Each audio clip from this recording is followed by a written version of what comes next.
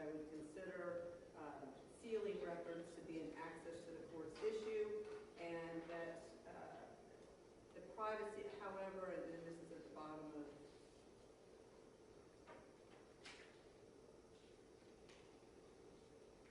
page 6 of the printed page. I can't find the other page.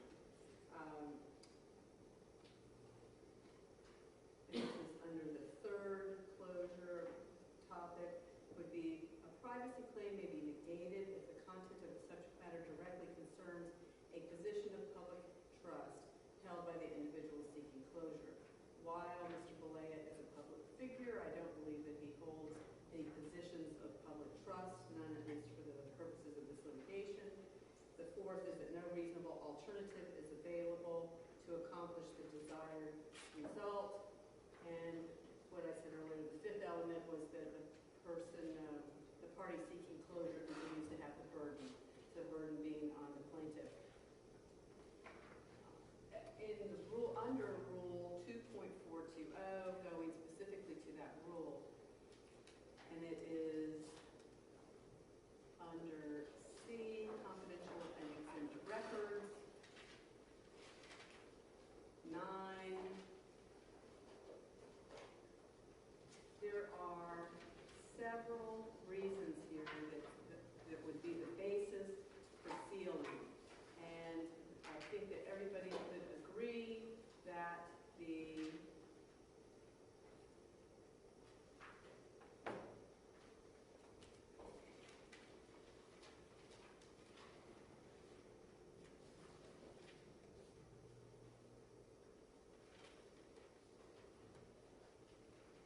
items enumerated under D, procedure, well, not procedure, yes, under DB, Chapter 39, adoption records, Social Security, HIV testing, records including for the Department of Health, birth records, information, all those specific categories that are enumerated, guardianship reports, abuse victim reports, victim's address and domestic violence, none of those really, I find, apply to this particular case.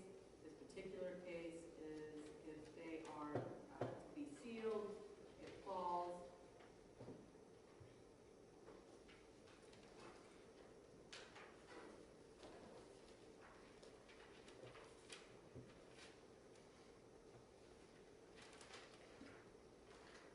under 2.420 C9. Any court record determined to be confidential in case decision or court rule on the grounds that A, confidentiality is required to I, prevent a serious and imminent threat to the fair, impartial, and orderly administration of justice. 2, the protect trade secrets. 3, protect a compelling government interest. 4, obtain evidence to determine legal issues in a case. I think 4 may apply, meaning obtaining evidence to obtain evidence to determine legal issues in a case. Primarily 5, avoid substantial injury to innocent third parties. Or 6, avoid substantial injury to a party by disclosure of matters protected by a common law or privacy right, not generally inherent in the specific type of proceeding sought to be closed. 7, comply with established public policies set forth in the Florida or United States Constitution or statutes or Florida rules or case law, and then applying each of that analysis to C, no less restrictive measures are available to protect the interests set forth in subdivision A. In analyzing each of these different issues, the court has considered what the nature of the complaint is in the first place, what are the pleadings that have been established in this particular case. In some of these, and I really don't have the time to go through each particular one, but I think the attorneys will know what I'm thinking of, is that at some particular time, if the plaintiff changes amends their pleadings, changes their theory of the case in such a way that they are amending their pleadings that puts everybody on notice, at that point in time, some of these issues may become at issue in the case. But I believe under the case law and the rules, I am to evaluate these records now based on the pleadings and the status of the case as it is currently. Does that make sense?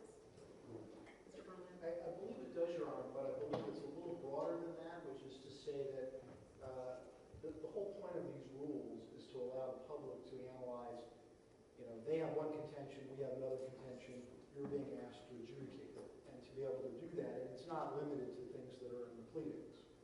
It's limited to what the parties are disputing. Well, but this case is going to be tried by a jury, not in the court of public opinion. It will be tried, I'm sure, in the court of public opinion, but the jurors need to be,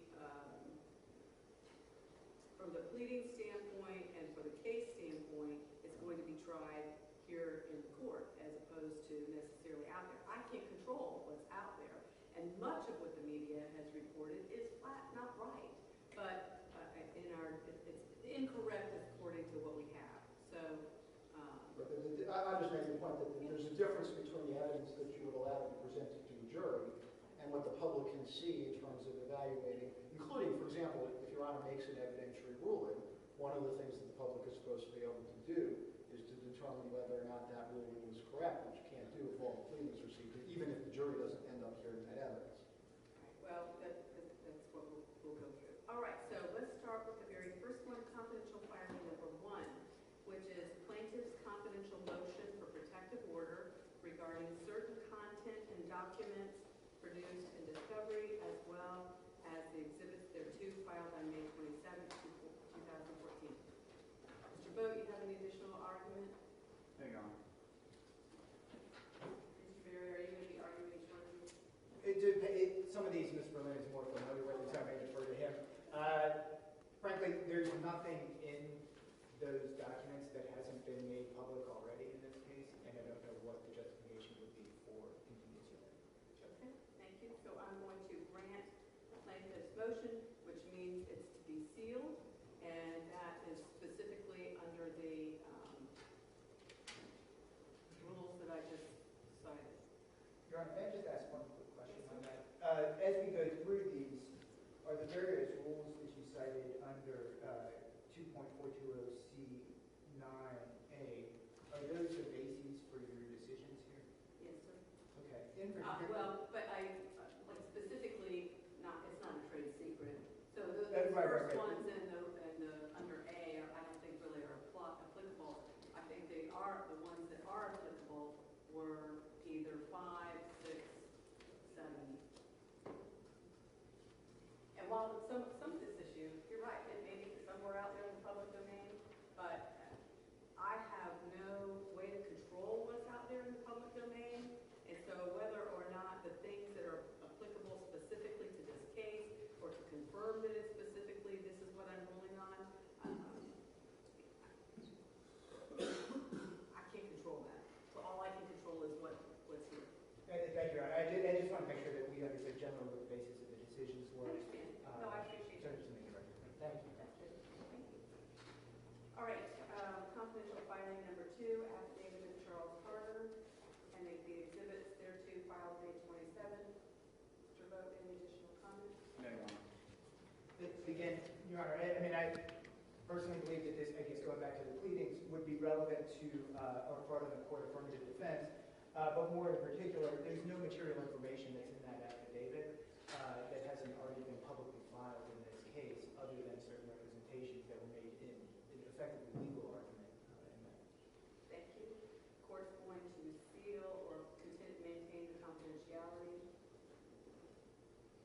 of confidential filing 2, confidential filing 3. And this confidential statement of violations of court orders and misrepresentations by plaintiffs and plaintiff's counsel, as well as the exhibits thereto filed on June 6, 2014. Mr. Vogt, any additional? No, Your Honor. I would like to again point out this is the basis for court rulings dealing with conduct in this case and is inherent to the proceedings. And in particular, I obviously can't get into this because it's under seal, but I will talk generally that the information about the timing of the sexual encounters, the number of tapes, the racial slurs, the status of the FBI investigation, the plaintiff's involvement in the investigation. It's all been publicly stated by plaintiff, and that is what is in this document that is the basis for this sealing initiative. All right, so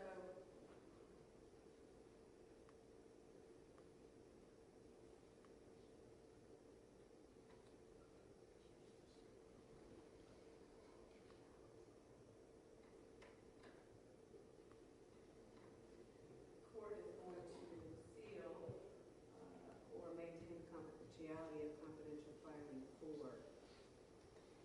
I would like to make just a note of caution. And confidential filing number 4, I think specifically references it. I appreciate the way the defendants have maintained the confidential nature of that motion in the first place, or the facts that were outlined in there. The caution comes about in speculation that's carried on by various called loosely held news organizations on the topic of the tapes, the how many tapes, the authenticity, all of that. At least from what I have seen, there is the authenticity, how many tapes, all the information is not crystal clear. So in some references, it appears that people think that it's crystal clear what's in there. Well, it's just not. But anyway, we'll have a trial for it. Confidential filing number 5. Just with respect to number 4, then you're granting the sealing? Yes, I've granted the sealing of confidential filing number 4. Confidential filing number 5. Just to again clarify on that, there's nothing in that that's not already been published. Thank you. I think you made that point. Thank you. On confidential filing number 5, there, Mr. Bose, did you have anything additional on that? No, Your Honor. I did not think that tab B, which is the court order dated February 26, 2014, I don't think that's confidential. But to that extent, Mr. Berry, did you have anything else you wanted to add? Just to reiterate my prior Okay, statements. thanks. So I'll seal all except for tab B, which is the court order. Confidential filing number 6. Plaintiff's confidential supplemental opposition to the defendant's motion for sanctions and response to evidence raised by Gawker for the first time on reply, and the exhibits and affidavits thereto filed on June 18th, 2014. Anything extra? No, Your Honor. Mr. Berry? Just the same things I said before. And again, Your Honor, this is their defense to our motion for sanctions, on which I assume the special discovery magistrate and Your Honor ruled on in their favor. And the material information that's in there is publicly disclosed by the plaintiff. Thank you. So I'm going to seal confidential filing, applying confidential number 6, and that's the same rules that we've talked about before. I think confidential filing number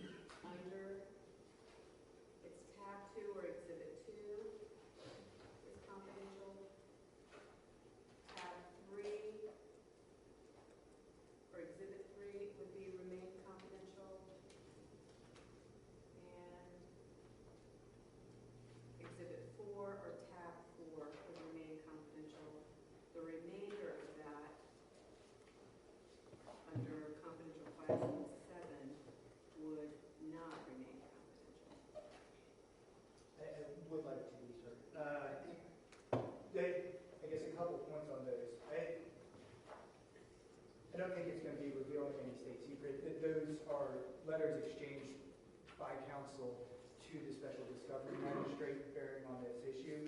Again, the information that has been deemed confidential in there has been publicly disclosed by plaintiff. Moreover, there would be more narrowly tailored means if that stuff were somehow still confidential. Your Honor, we don't have a binder that they provided to you, so can you identify which documents would be unsealed? Because I can show you.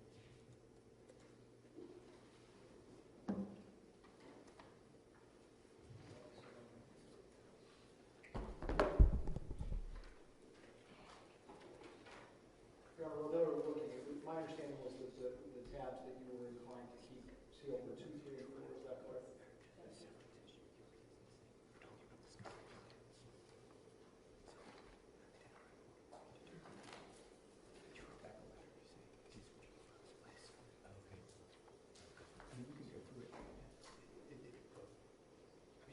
So basically, the motion, the opposition to defendants Gawker Media, LLC, Nick Denton, AJ Delaria, the plaintiff's motion for setting of trial date and for severance of claims against Kinja, that would not be sealed. As well as tabs 1 and 5 for the evidence. Yes. Which is a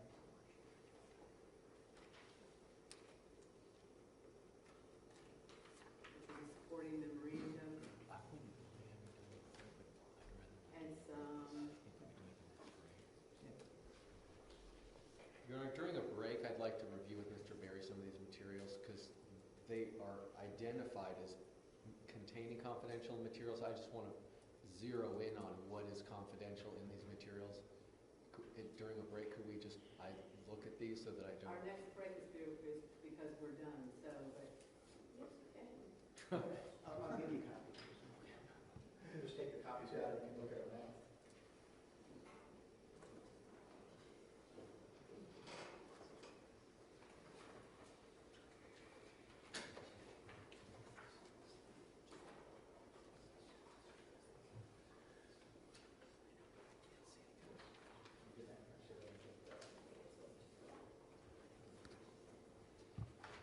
Okay, confidential, everybody with me so far?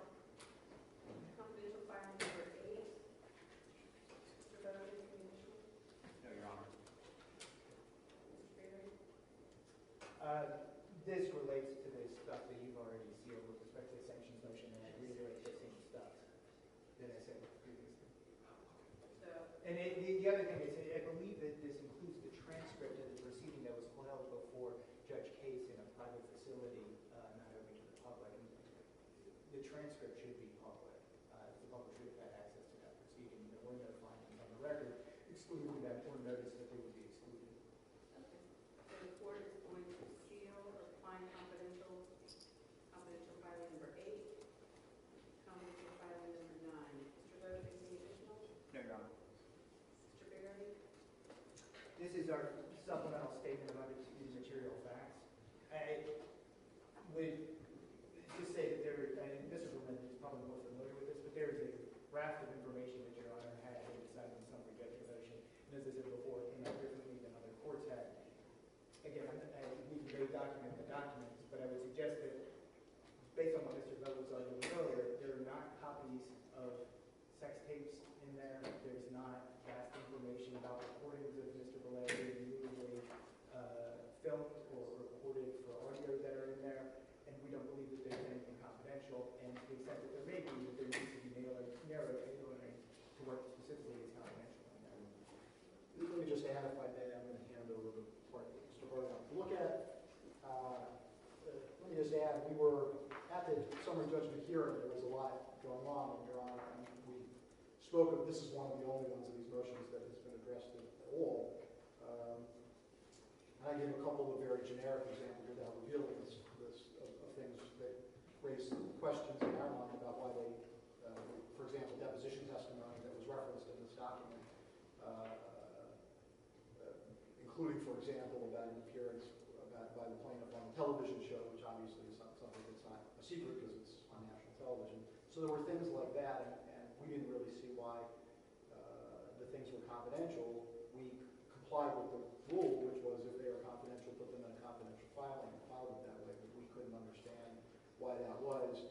And as Mr. Barry indicated earlier, to the extent that the court adjudicated a dispositive motion, in part based on this evidence, saying that this case should now go to trial, we think that that material should be properly public so that the public can understand that decision, whether it agrees or disagrees with us or with the ruling or with the plaintiff.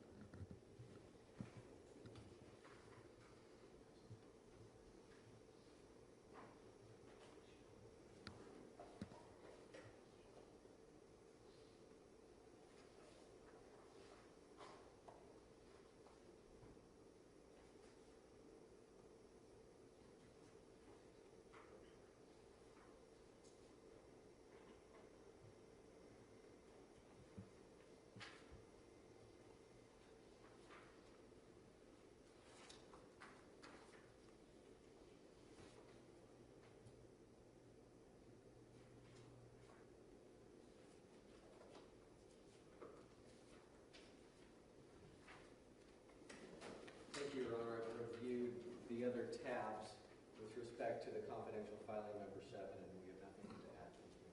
Okay, so the court is going to grant the sealing of confidential filing number 9, the same basis I articulated earlier. And we'll go to the next filing.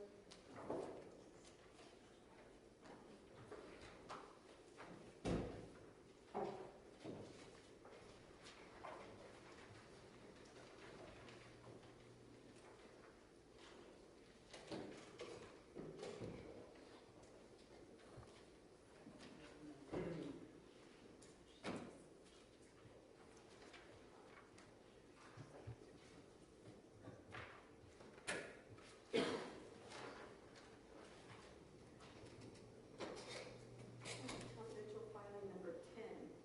Mr. Bode, did you have anything extra? No, Your Honor. This is the confidential information that they filed to oppose our summary judgment motion, which you denied, presumably based on the evidence that's in that opposition, and for the same reasons, we would argue that it's either should be publicly disclosed for any number of reasons, or that there should be no tailoring about exactly what is. I'm sorry, or that what? Would be actually confidential. They should be narrowly tailoring at this point, and that we should be using the least restricted means. So the court finds sealing number 10 appropriate and confidential. Confidential filing number 11.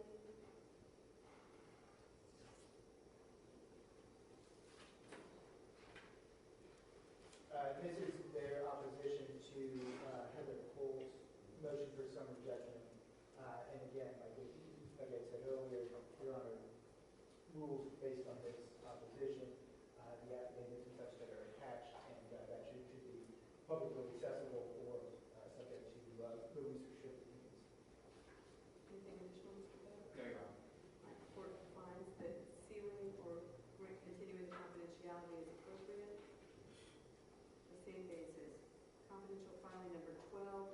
It's plaintiffs' trial exhibits 15 and 16, which were attached to the Gawker defendant's motion in limine to exclude letters purporting to be offers to commercially exploit the sex tape at issue, filed on June 16, 2015. I did not go back and compare the rulings from the motions in limine that I heard on July 1st. I seem to have a recollection that these exhibits were attached to one of the experts that plaintiff intended to use for the trial. So is plaintiff still maintaining that they're confidential? Your Honor, these are the two letters. Yes. No, Your Honor. Anything additional? They, I think, are going to try and admit these at trial. I think that's what the larger opposition in limine was on. I don't know that they're doing it through an expert, but I would say that both of these letters were published on the internet long before we published any excerpts of the sex tape. The second one within days of that happening. And I don't know why they were more confidential in the first place, but they have been. But they've been publicly available for literally years. Well, you know, if about this job is, you're not really allowed on a lot of social media, so I don't surf the internet a lot, so I don't know what all's available on the internet, which is, it just suits me fine, but, tabs 15 and 16 then would not be sealed, would be open. I think that we talked about them and they were meant to be used at trial.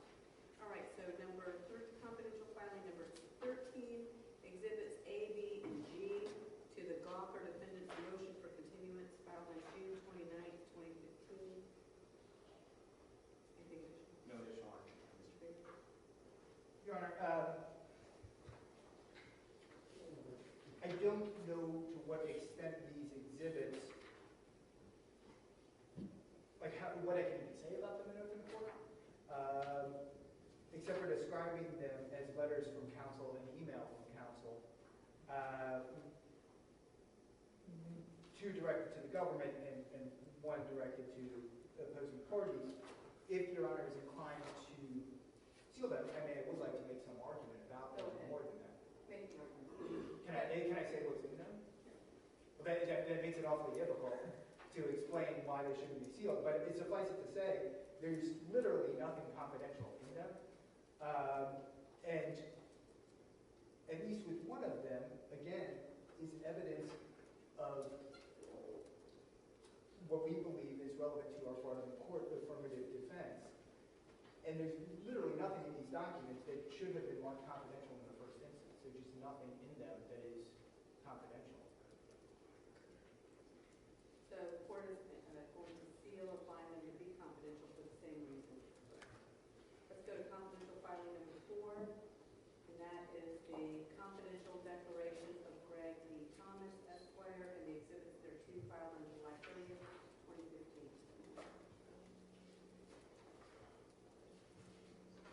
No additional argument, Your Honor. Given your other orders, there's again not much I can say about this, except to say that in the context of what they're coming to you asking for with respect to the leak motion, the reason that we filed this with Your Honor was to consider that evidence. And I think that one of the things that Mr. Berlin had said to you back in July 30th when this issue first came up and we filed that motion the day before the hearing was that sometimes the best defense is a good offense, and we thought that's what that motion was all about. And this declaration, while originally filed in the federal FOIA action, we submitted to Your Honor to explain why they were running that phrase was used by Mr. Berlin. And we believe that, again, to the extent that you're going to rule on that leak motion, we believe that this should be unsealed. Can I just add, which Mr. Herrera is not, but I am counsel for Gawker in the FOIA action.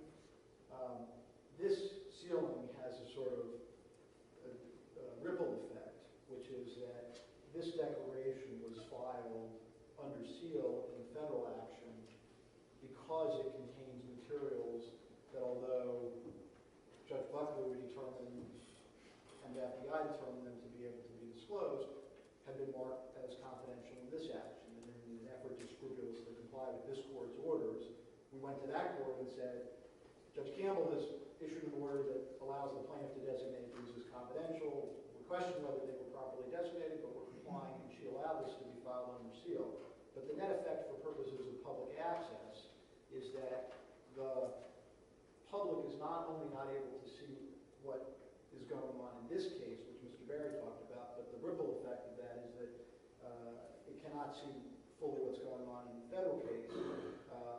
And so, and this, of course, is directly at issue because it deals with whether or not the government has provided appropriate documents and the like, and certain of the questions that were asked by Judge Buckley at a hearing that we couldn't answer, and we had to explain, well, we can't answer that in open court, but we submitted a declaration.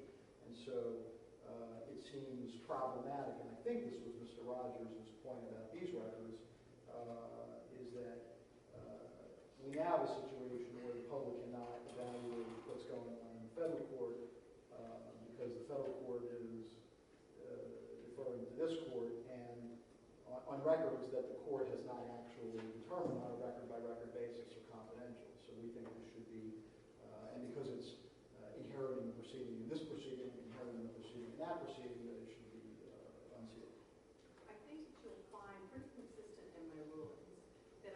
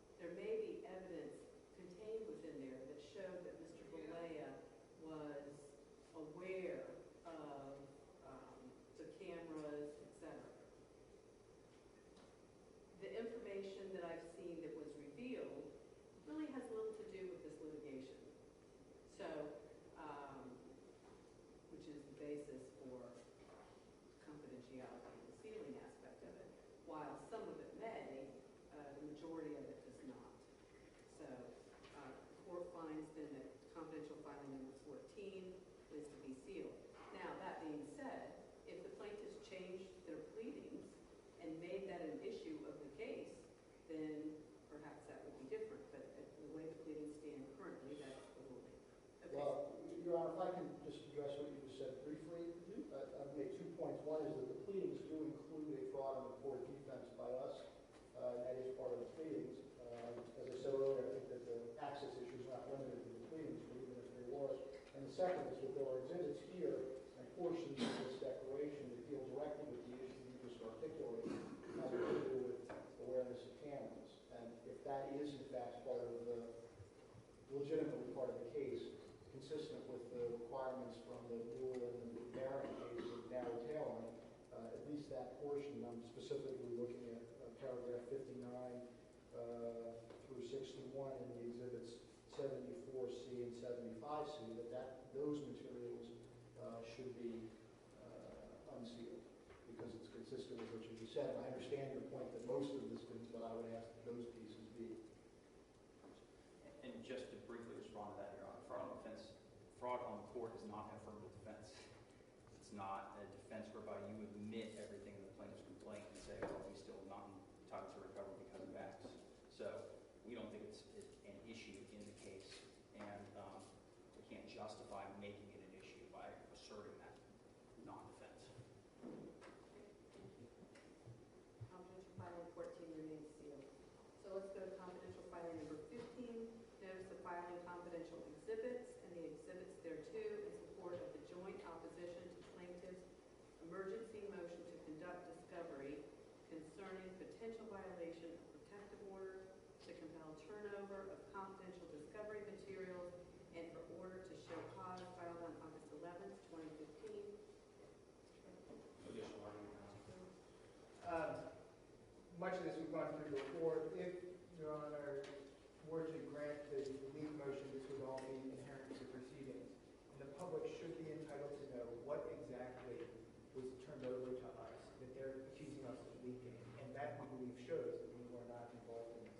That said, a number of documents in here have been marked confidential. Some of them are deposition transcripts where the parts that have been marked confidential are not answers to any questions, but questions and legal arguments on rulings. And there's simply no reason that that stuff should be hidden from public view. Again, if the charge is that we have leaked material, the public should know what we've been allowed to ask and what we've been allowed to get answers to and what we haven't. Okay, thank you. So the court's going to seal or find confidential filing number 15 and confidential filing number 16. Notice of filing confidential exhibits and exhibits thereto in support of a motion or an order declaring that plaintiff has improperly designated certain discovery materials as attorney's eyes only, filed on August 20th, 2014. No additional argument.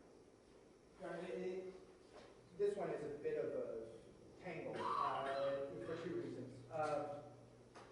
One is what's been marked confidential are transcripts of court proceedings that we believe should be open for all the reasons that we already said, and are the basis for these rulings that some of this material should be designated as attorney's eyes only. And I'm not sure how that ruling can be made a secret, but that's what's reflected in these transcripts. The second point on this is that this deals with a separate motion that was filed concerning whether the designations for AEO were proper. And the designations for what are proper? AEO, attorney's eyes only, are proper. And while we like ruling on these transcripts, the attorney's eyes only issue is something separate. Okay, I'm going to reserve on this one because I think it needs to be done in combination with the third notebook, which we're not going to spend a lot of time going through one by one on that, on the third notebook like this one, because I think I'd rather just hear your arguments and then I'll issue a separate ruling on all those later on. Okay. That's what, thank you. These were, in my view, easier for me to look through, hear the global argument, and then give you my rulings. But the other ones, I don't think are that easy. Okay, confidential filing number. So the court is reserving on confidential filing 16, the rule in conjunction with the attorney's eyes only motion, and confidential filing number 17, which is confidential supplemental opposition to plaintiff's emergency motion to conduct discovery concerning potential violation of protective order and to compel turnover of confidential discovery materials and for order to show cause, filed on August 25th, 2015. Mr. Bowles? No additional argument. Your Honor, So the same arguments that were made on everything else. The one thing, again, that I would point out in this one is that there is narrowly tailoring. In that document, there's stuff, albeit it came from the FBI files, that was published on the internet. And it's Well, I not, think that's part of the reason why I'm allowing some of this discovery to find out who got it and when and why and all that, so. but it's publicly available is what I'm saying, and it shouldn't be subject for sealing. Okay, thank you. So I'm going to seal applying confidential filing number 17. Okay, so that concludes the 2 notebooks. Third notebook is the attorney's eyes only. So I would like to spend briefly a little bit of time, because I really do want to get back to the trial order, get your input on the timing of that, and that's pretty much it. Okay, so attorney's eyes only. Your Honor, I'll make a couple brief remarks on that. Just one point on the other, the confidential filings. During the hearing on motions in limine back on July 1st, there was some discussion, I believe it was Steele, about 4 of those motions in limine being filed under seal concerning several of these issues that we've been talking about today.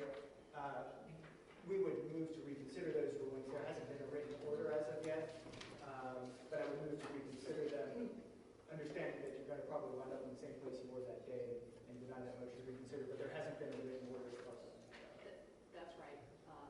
It would have been a piecemeal order. We had at that point 2 of those motions that were granted and the material stay sealed, and we had 4 where the request to seal them was withdrawn.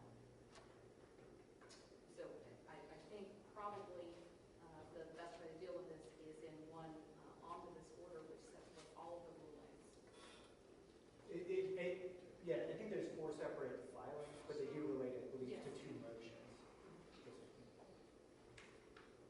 I just wanted to throw that out. We moved to reconsider. I understand that it's likely denied, but I want to make sure that there's a written order.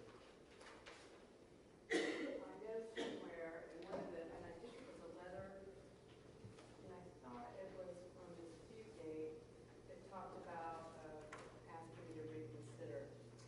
I believe it was in that the notice of hearing for today. We referenced that, and she may have also put that in the cover letter that I sent to Your Honor.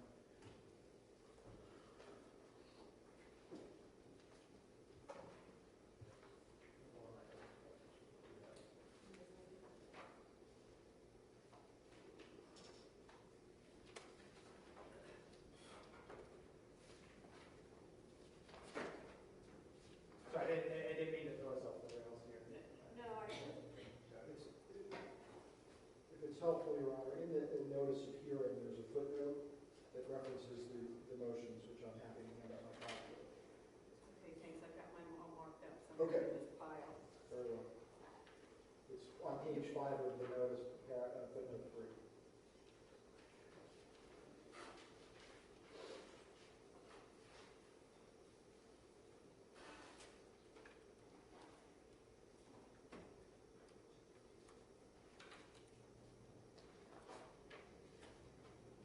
That's okay. I think we can continue on it, because I'm not finding it immediately right here, but it's here somewhere.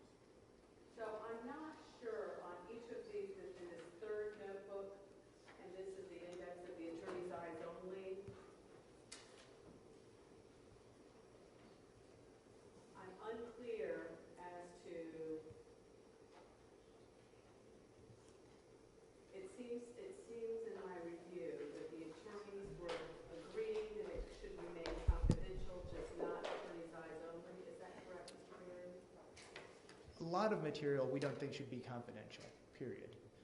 That said, at a minimum, it shouldn't be attorney's eyes only, and I can explain why. But, I mean, there's a lot of it in here that just is not confidential and we don't believe should be confidential at all. Recognizing that that's an issue, I'm happy to argue that, but the plaintiff can designate however he wants under our protective order stuff to be confidential that falls into a few different buckets, most of which don't apply. The one that might is this privacy, but he must show good cause, and he must assess, Your Honor must assess that on a document-by-document basis. For attorney's eyes only, there's a higher standard, and we've discussed that in our paper. It's limited to narrow circumstances, really have no business in this case, dealing with direct business competitors and sensitive competitive information like patents and trade secrets. The courts, as we explained in those papers, say that the protective order must be precisely drafted because if it's overbroad, you over-designate. And we have literally thousands of pages of stuff designated as attorney's eyes only. Any document dealing with Keith Davidson or the FBI, all of documents produced by David Houston, all the federal government's documents, text messages with Bubba Clem, the timeline documents, a number of deposition transcripts at this point, or portions of them, have all been designated attorney's eyes only. And none of that falls into this bucket. When you originally allowed the plaintiff to start designating stuff attorney's eyes only, the understanding was that it was limited just to law enforcement materials that he was providing. We subsequently said that if he would like, he can designate material that was produced in the FOIA action. That's been expanded now to phone records and all sorts of other stuff, some of which we haven't even moved on, but what we have moved on is in here. The bottom line is, for a lot of this stuff, as I said initially, there's not any expectation of privacy. The plaintiff went to the police, went to the FBI for the very purpose of having a public prosecution. In any event, a lot of the information is no longer confidential. We've talked about that at length today. Gawker is not a competitor, as in these trade secret cases and these patent cases. This isn't secret proprietary information. These designations are not narrowly drawn. Just by way of example, at plaintiff's deposition, attorney's eyes only, legal arguments about what questions we can ask him. At another witness's deposition, rulings about what we could and couldn't ask him. Text messages exchanged with all sorts of people. The ones that we've mentioned here are Bubba Clem, attorney's eyes only. The parties obviously should have access to information here. Our client has to be able to receive our advice and evaluate the advice that we're being provided, and are being deprived due process because we can't discuss this with them. This is evidence relevant to the case, to the leak accusation. We've talked about this fraud on the court thing. It's relevant evidence to this case, and even if it's not, our client should be allowed to make a decision about that. Much of this material Ms. Dietrich was allowed to discuss previously. Your Honor recently suggested that even the federal government stuff we can't discuss with her now. So we literally have nobody that we can consult with in the client about all of this. Let me ask for clarification on that. So, your interpretation of Ms. Dietrich specifically. So previously, she had been included in the attorney's eyes only. After the issue came about the potential leak, then was it at the July 1 hearing? July 30th, yes, right. July 1 hearing, we told Ms. Dietrich she was no longer part of the attorney's eyes only aspect of it. For the federal government records. Do you take the position that even the things that she was allowed to review in the past, now she can't review currently? No. The way that your order is... The way that the order was drawn, and this is what we objected to in that order, among other things, was that it says that any materials that have been provided to the federal government cannot be provided to her. The problem for us is now, Denton, Delario, nobody at Gawker, their counsel, they can't have access to anything. Like all of this information, some of which is undoubtedly going to be evidence at trial, some of which has been filed with the court, we can't discuss with anybody. And this is not, plaintiff chides us for suggesting that this is all federal cases. It's because there's literally not a Florida case that authorizes this. We've gone down a road here that's so far that, we're hamstrung and our client is hamstrung. No, I'm happy to go document by document through this or category by category, but that's the basic pitch here. This order actually has some language. This is for the clarification order. It has this language that says she can't keep copies.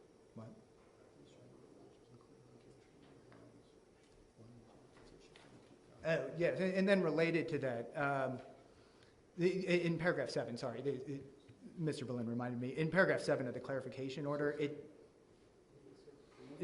paragraph 7, it says, no copies of any records, video, and audio recordings, documents, and other materials produced by the United States government to Gawker's counsel under FOIA and the authorizations ordered by this court on February 26, 2014 shall remain in Ms. Dietrich's possession, custody, or control.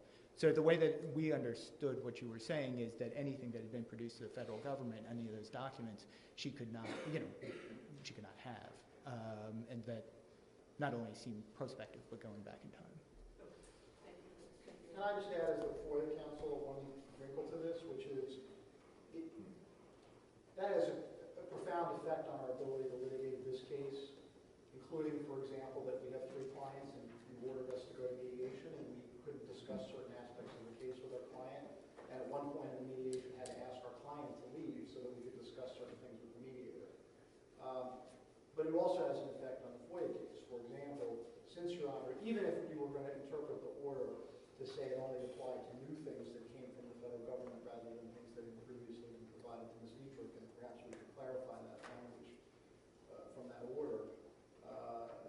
Even if it was limited to that, since this order was issued, there may be other records that the government provides. We have an ongoing case and we're asking for records, and it's very difficult when records are provided to be able to ask the client, is this sufficient and should we seek further action, or is it not sufficient and we shouldn't seek further action?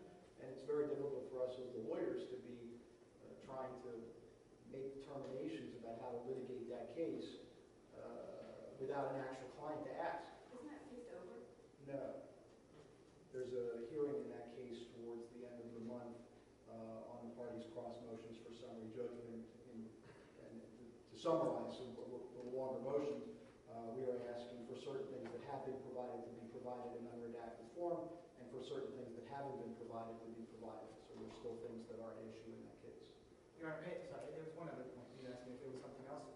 With respect to the FOIA documents in particular, we suspect that the same issues that we're having in being able to consult with our client apply to the plaintiff's counsel. Those are third-party documents that have been designated attorney's size only, and I'm not quite sure how they're advising their client with respect to what's put in those documents. Well, maybe the two of you could get together and decide you don't want to have those on there anymore instead of putting them on my shoulders. I'm happy to have them there, but maybe y'all could communicate about that. Right, I mean, offer the possibility.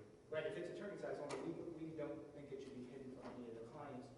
I suspect there's hamstrung as well, but that's... Well, have you had the opportunity to look at each of these and go through them and see if there are any that you want to remove? We wrote to them asking them to I'm de-designate. sorry.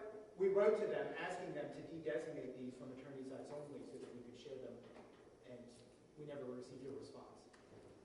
Let me clarify, Your Honor, I don't think there were specific identifications in any kind of meet and confer letter. It was broad swaths of documents. What we did do in our response was specifically identify items that we agreed to remove the confidentiality designation from. Is that this file? It's in Exhibit A. Yeah, but none of those were the documents produced by the federal government. Those all are, as far as I understand it, barred from being shown to anybody at Gawker, including Ms. Dietrich or to Mr. Vallejo. I don't really have an exhibit A, so I'm not sure what exhibit A is. It was Exhibit A to our, what was called our omnibus response, which we would have sent separately to you, I believe, earlier this week.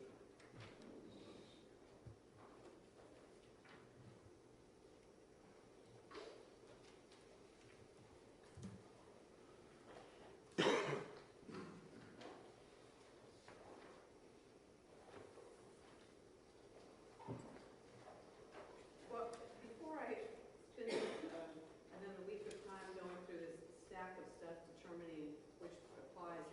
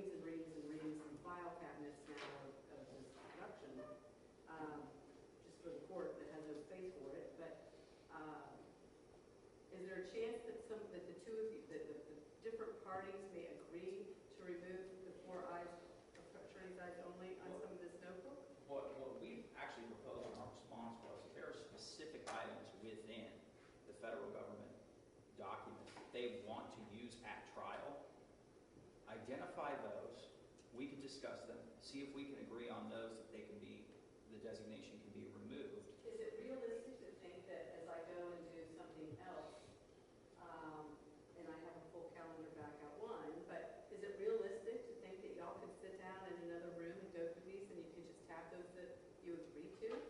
Or is it I don't know that we can do stay here that. in a room? I don't think we can do that today. I mean, it's a couple thousand pages of paper, and we're open to everything. I mean, I'll put that on the table. They've had a chance to review and said that they weren't willing to reconsider on any in their findings. And we are, I will note to the court, we are coming back on the 28th. No, I want this done before then. Okay. So Your Honor, you're going to be busy doing other things. Correct. let me, if I may, Your Honor, it's my understanding that the history of this is that we brought this motion in mid-August. We got a response to it that was filed, I think, earlier this week. It had this Exhibit A, which was attached to it, which I have a copy of, and I can part with mine. No, I have it. You now have it. And basically, with a couple of exceptions, says our position is that we need to keep the designation, and with respect to the FBI documents, says keep the designation. So our understanding was that we had a live dispute, that they've gone through the documents and made these draws. I think that the problem that Mr. Berry was identifying was that, in some respects, not being able to share with your own client the documents that may be relevant to the case is potentially problematic. But, that's the issue. We do see now at this point they have a dispute that has been joined. Obviously, if there was some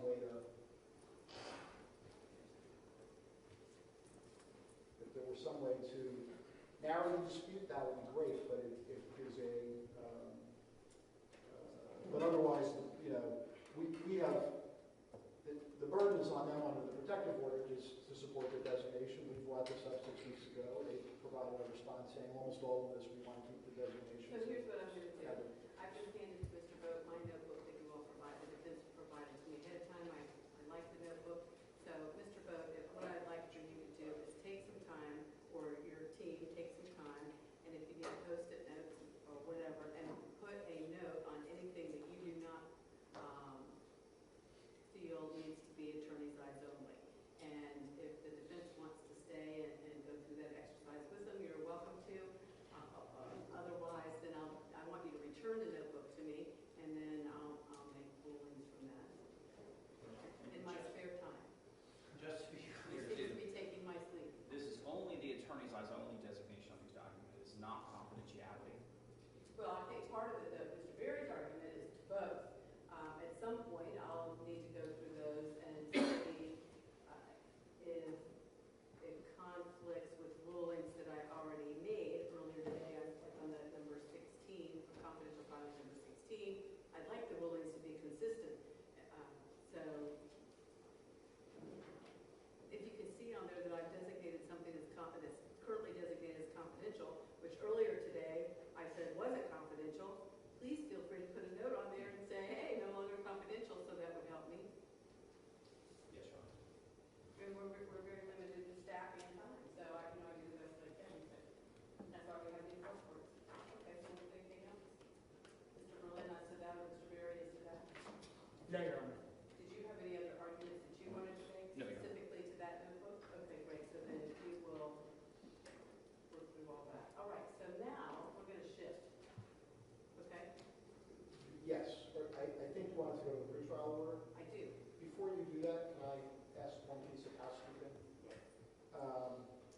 Your Honor issued an order late last week, I think it may have been, last Friday, let's say, I'm closing on my dates, that was granting the plaintiff's motion for, what was styled as an emergency motion for Yes. clarification. Yes. It is, given the issues that were in that case, in that order, and some of the issues that are raised by the request for discovery that you've asked us to get back to you on any discovery vendor on, it may be the case that our folks need to seek appellate review of that. And what I would ask, we filed yesterday, and I have a copy of a motion to stay that order for a period of, we proposed in prior case cases when the plaintiff has asked for a stay, for example, on the FBI waiver, the order was delayed 45 days, we let them file a appellate writ and seek a stay from the appeals court, which either would continue it or deny it. And we would ask that, I have two orders, we need a written order, we filed a motion, one granting the stay for 45 days, one denying the stay for 45 days, and I would ask the order, if I can hand them up, to pick one, and take it. Do you have a copy of your motion as well? Since it was filed last night, I wouldn't see it. But Yeah, I have a copy of the motion, it's very short, I can hand that up. Have the plaintiff seen it? Yeah, well, it was filed in the e-filing. Have you seen the motion? I actually looked at it on my phone last night. Maybe Mr. Berlin has a copy for you. We have one, I think I only have one. Your Honor, we oppose any motion for a stay because we barely have enough time to complete the project as it is, and if it gets stayed for another 45 days, that's going to interfere with our ability to complete the project. This is the motion and then the two orders. If I could, Your Honor, the primary purpose is that if we are, I understand that there are concerns. This isn't about the project. This is about confirming that this is the clarification motion, which basically says this stuff is going to be, subject to the protective order pending any further rulings of the court and the like. And we are likely to seek appellate review of that, and this will save the appeals court from having to scurry around dealing with an emergency motion for a stay. We had one of those early in the case, and they found that there should have been a stay.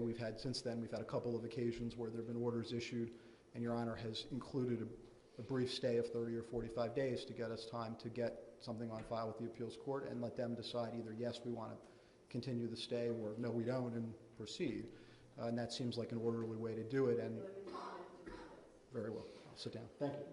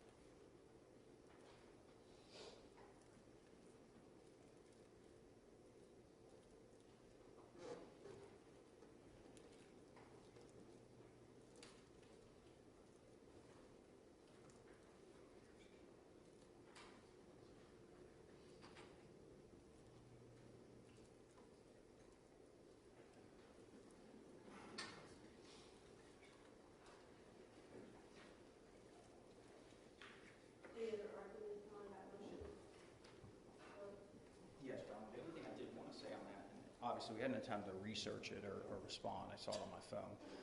But to stay the order in toto, I think would not be proper if the court is considering even doing that. There's portions of that order that don't even relate to the reasons that they're asserting that they're going to appeal. For example, Your Honor clarified that the FOIA authorizations that Mr. Belay assigned in this case were limited, and they do not allow anyone else to access the records under public records laws. We did that specifically because Judge Bucklew entered an order on our motion for protective order telling us to come to you to get that order, so that we can now file that in that case and clarify that Mr. Belay's rights, privacy rights, are being protected. So I don't think it needs to be done in total if it is going to be done. We'd also obviously object to it being done. I think the relief that we were given was done for some very important reasons on an emergent basis, and it defeats the purposes of that to stay it. Okay, well, the court is allowing extra, is permitting further discovery on the issue of the leak by plaintiffs. So I'm going to grant a motion for stay pending appeal, but that is just for 30 days for the defendants to determine what they're doing with it, and then we'll go from there. So I don't anticipate there being necessarily a delay in the discovery so much as to a change, perhaps, based on the appeal of the process. Do you see what I'm saying? I think I understand what you're saying. And I would just know, Your Honor, we left out the time period in the order, so if you would just add 30 days, if that's your order. Because the DVDs have already gone to Judge Case, so it's not like I'm going to stay the delivery. I'm not staying the delivery. He has them already. Right. And He just has them before the order was signed. right. And just to be clear, Your Honor, we've represented to the court for the avoidance of doubt. I represent again that we're the portion of it that Mr. Bowett referenced, which is are we keeping the FBI records as attorney's eyes only until they're told otherwise? The answer is yes. So. And we will continue to do that even if the order is stayed. And I still need to rule on all this other third member for Mr. Hogan. Exactly. I don't think that stays that part of it. It's just the implementation procedures in my mind. So have you seen this proposed order other than adding for 30 days? Is there anything else?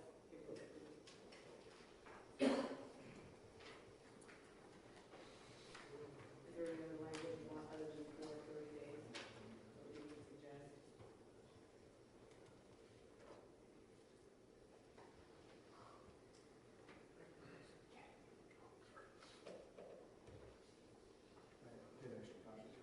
No, Your Honor. I'm just looking at the fine. For 30 days.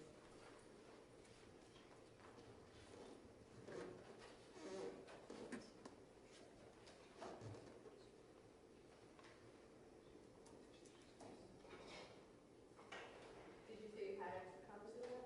I do, if it would be helpful to hand them off.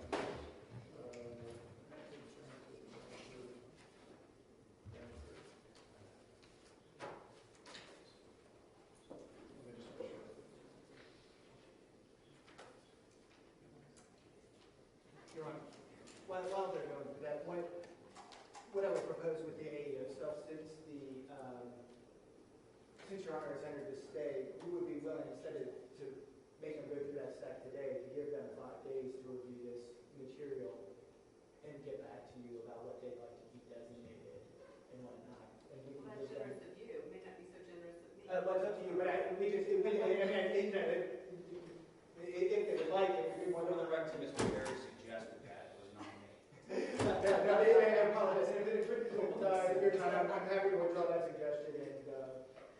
I just like things moving along, and I know what my calendar looks like, and so I try to take advantage when I have time available.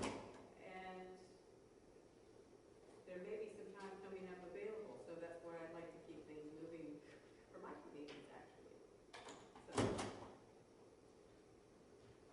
So, What I offer them is to give you another copy of the binder so that you all each have one. that probably would be ideal, but then how do they let me know which things they've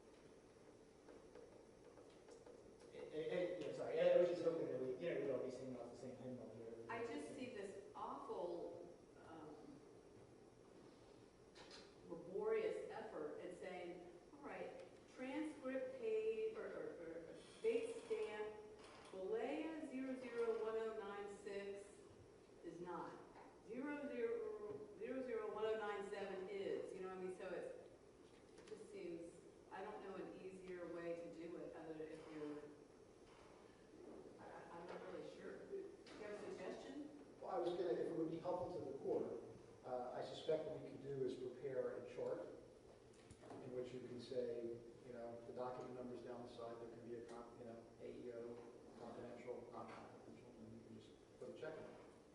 That helps move things along, and perhaps they can give you that chart with any changes that they've made to the designations beforehand, so that you could have the part that's been agreed upon as a starting point.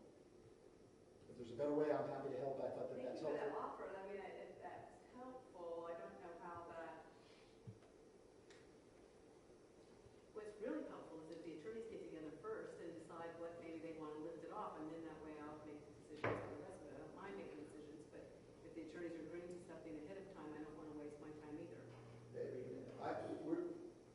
We agree with you, and we're agreeable to any and all of it being designated, and so it's really sort of not to put this on them, but the ball's in their court on this. Very nice, Mr. Bowe. Thank you, Mr. Fogue. So, what do you suggest? I think if we can run through the notebook, we can probably identify issues. I think the chart's probably not a bad idea. Hopefully it will be a smaller chart that your Honor would have to look through to actually make Too small. rulings. I'm saying, you're saying certain base stamps I wouldn't consider. Right. That's my thought. So maybe we can narrow it down. There's less you have to look at. That'd be wonderful. All right, well, do you want to then set a time frame for them to get their designations or de-designations back to you and to us, and then we can get you a chart with just the universe of what remains in dispute?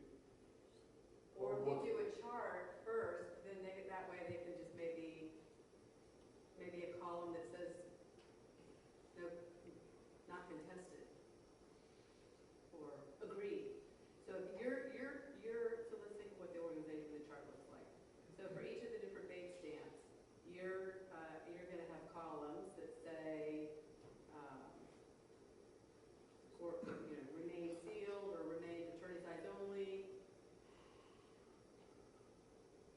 to not remain confidential, parties agree to remove confidentiality, whatever the top categories are. And then that way, if they come already to me with a check that everybody's agreeing that they are not attorney's eyes only or not confidential, then those are checked, and I'll just skip over those ones and go from there. Does that make sense?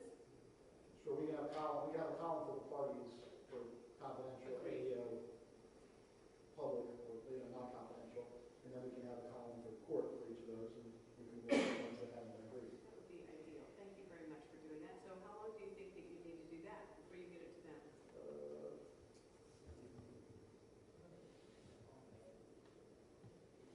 We already have one based off the index, and it's just putting it I would say by Monday, I think. Maybe tomorrow, we can try and do it, but let me not promise. I will say to you that I lack the technical capability to do that myself, so I have to rely on somebody else, but I think it will be by Monday. And some of them are pretty short as far as like the first one is our state stamps 1068 through 1145, so that may be a little more detailed. Right. Okay, well, I'll leave it to you all to figure out, so I'll just hold this and wait for all that to come to me, hopefully within the next few weeks. Yeah, and I suspect we will get them a chart, early next week, hopefully by Monday, and then they'll, how much time do we all need to go through that? I have a jury trial starting on Monday, so probably Can somebody else assist you with that? 10 days. Probably not. Well, let me just. I know how put things this on- tend to work. Well, on let this me side. just say this to the plaintiffs. So in these kinds of delays, I have a 2-week trial docket that starts on Monday. I'm probably not going to have the full 2 weeks designated to doing a jury trial. I am going to spend some time on working on this,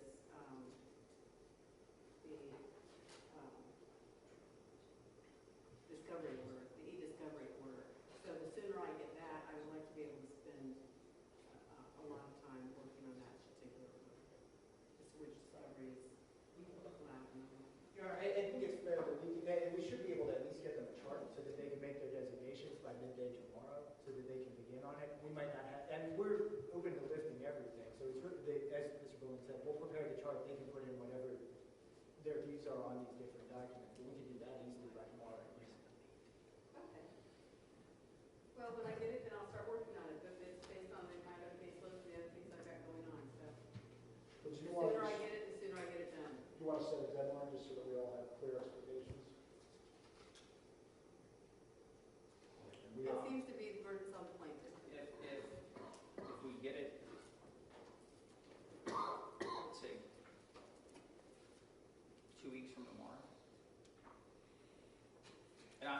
endeavor to get it done sooner than that, hopefully much sooner than that, but I just don't want to limit myself.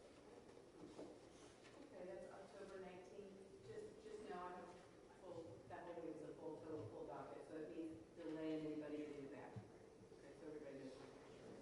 The next 2 weeks are a little more flexible, then back on the 19th is tracked up full docket. Yeah, it seems to me that if we can advance that by even a couple of days, it would help Your Honor to get It through. would. Thank you. Would it be possible to do it on the 17th? I haven't looked at my I'll calendar. just say October 19th, and just know it's delayed at that point in time. It is what it is. I think I told you all earlier, I went to India this year, and the first availability before a judge there is 2 and 3 years away. So, I feel 4, 5, 6 months down the road is not so bad. It's all what the government gives you. All right, anything else that we can, the trial order, we need to use that. So let's just go over the trial order. And do you think that the parties can agree to some of those dates, to that time frame, or is this something that we need to spend time going over today? Your Honor, we did, before the proceedings started this morning, we met with plaintiff's counsel out in the hall, talked about this very thing. What we would propose to you is take some time. We want to sit down. We think there's things in there that we don't even need. We think there's other things that we can streamline. So what we propose to do is to work together and to have something to you before the next proceeding on the 28th of October. And the goal would be hopefully something that you're happy with too, and you can say, this looks great to me, and we'd be done with that issue. All right, that sounds fine to me. But I am an optimist. Yes, Your Honor. Okay, so then, well, I was sort of an optimist earlier for the activities earlier this week, but, all right, so on 10/28, we'll discuss it if you all haven't agreed to it. If there's an agreement, then we really don't even need to discuss it. I'll just sign it and we'll move from there. Okay? Anything else? Okay, then I think that is it for the list of things that I wanted to talk about today. Anything else from the plaintiff? Just one minor thing, Your Honor. Heather Cole's counsel asked if it would be possible to have her name taken off of the caption. I think I have to have a written motion and an order for that, so I'm fine with that, but procedurally there needs to be a written motion and an order, and if the defense agrees to the order, it's just on the style of the case, it's fine, it's just the order is what tells the clerk to remove it from the caption. We have no objection to that, Your Honor, and while we're at it, we might also take out some of the various Gawker affiliated defendants who've been dismissed. Perhaps you can have a stipulated order that I goes. think that wasn't that previously ordered? I think that was previously ordered before the trial. Do you think a written order was in? If there's no written I don't order. know. We'll make sure it's all in writing. Okay, good, thank you. If that's right, that's right. Anything else? Thank you for explaining that. Anything else from the defense? No, Your Honor. Ms. Steele, Mr. Rogers, anything else from the interveners? Your Honor, would you like us to assist in preparing the order? Well, I was going to offer to, happy to have you all do it, but I was happy to do that on the. Mr. Berlin can do them all, and then he'll just run them by you, and then his cover letter to me, he's going to tell me that you may necessarily disagree with the outcome, but that you recognize that that's the way forward. But thank you, Mr. Steele, for volunteering. Thank you. Anything else? All right. Thank you, then we'll see you on October 28th.